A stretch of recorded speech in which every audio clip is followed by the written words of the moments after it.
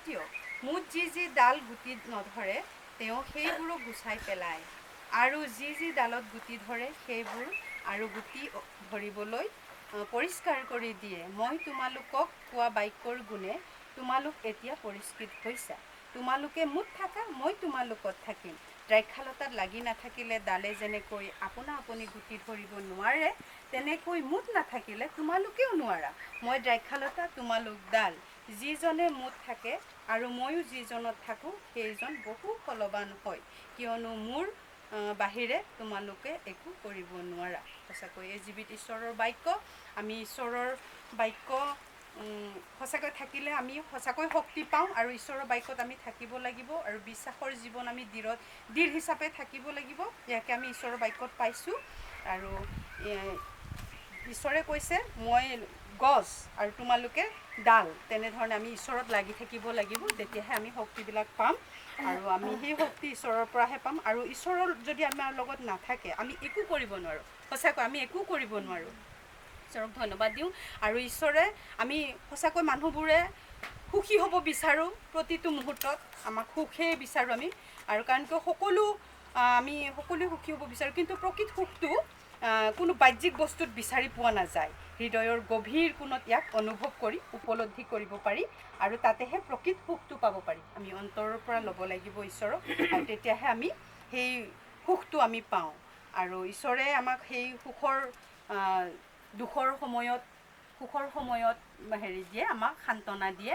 আৰু মোৰ জীৱনতো ঠিক একেৰূপেই মই এতিয়া যিটো মোৰ পৰিস্থিতি বহুত আছিলে ঈশ্বৰে দিয়াত, মই নিজক লৈ তুলনা কৰি কৈছোঁ, এতিয়া বহুতখিনি আছিলে, মানে একোৰে অভাৱ নাই। কিন্তু আজি যীচুক পাইছোঁৰ কাৰণে তাত যিবিলাক আমাৰ ওপৰত ঠাট্টা, নিন্দা, তাৰণা, অপমান যিখিনি হ'ল, গতিকে আমাৰ বেকগ্ৰাউণ্ডটো বামুণৰটো, কাৰণ কিয় তাত পৰিয়ালবিলাক বহুত উচ্চ শিক্ষিত আৰু তেওঁলোকে মানে আমাৰ বিশ্বাসটোৰ ইমান নকৰে। কিন্তু আমি বহুতখিনি আগৰ পৰা পাই আহিছোঁ ঠাট্টা, নিন্দা, অপমান। কিন্তু যিটো তেখেতে ঢুকা আজি 2 বছৰৰ আগত যিটো হ'ল, আমাৰ কাৰণে বহুতখিনি কষ্ট হ'ল আৰু সহ্য কৰিব নোৱাৰিলোঁ। সঁচাকৈ তেনেকৈ ওলাই আহিলোঁ। তাৰপিছত 2 মাহৰ পিছত যিটো ওদালগুৰিত ট্ৰেন্সফাৰ হৈ আহিলে, ট্ৰেন্সফাৰ হৈ অহাৰ পিছত আমি ওদালগুৰিত পালোঁ। তাৰপিছত 2 মাহ থাকিলে তেখেত। 2 মাহ থকাৰ পিছত তেওঁ গুচি গ'লগৈ।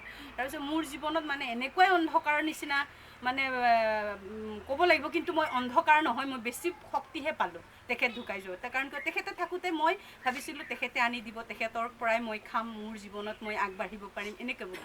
কিন্তু যেতিয়া তেখেতে ঢুকাই গ'ল, তেতিয়া মানে ঈশ্বৰৰ বাক্যৰ পৰা মই এনেকুৱাই সাহস আৰু শক্তি পালোঁ এতিয়া জীয়াই থাকিবৰ কাৰণে।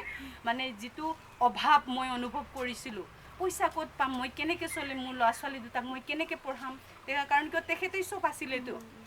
তাৰপিছত গোটেইখিনি মোৰ শেষ হৈ থাকিলে। কিন্তু ওদালগুৰিত যেতিয়া আহিছোঁ, মই কি পিন্ধিম, কি খাম, মই একো চিন্তা কৰিব নালাগে। মই যেতিয়াই মোৰ এনেকুৱাই আচৰিত হিচাপে মই ঈশ্বৰক পাইছোঁ, মানে জীৱনত মই মানে ভাবিব নোৱাৰোঁ। মোৰ বোলে আজি এনেকুৱা এটা মন গৈছে। মই কেতিয়াবা ভাবোঁ মোৰ ঘৰত কিবা কেমেৰা ফিটিং কৰি থোৱা আছে নেকি, মোৰ এনেকুৱা ভাৱ হয়।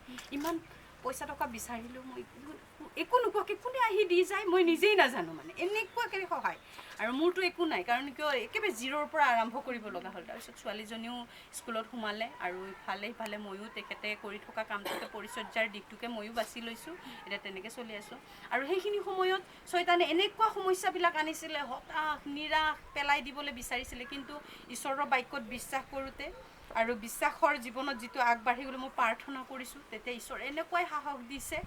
আৰু ইয়াতে বাক্যটো কৈছে, কাৰণ কি তুমি মোত থাকা। এতিয়া মই যিটো পঢ়িলোঁ বাক্যত, তুমি মোত থাকা, মই তোমাত থাকিম বুলি কৈছে। কাৰণ কি আমাৰ ইমান জীৱিত ঈশ্বৰ, জীয়া ঈশ্বৰ, মৰা ঈশ্বৰ নহয়তো, প্ৰমাণিত ঈশ্বৰ।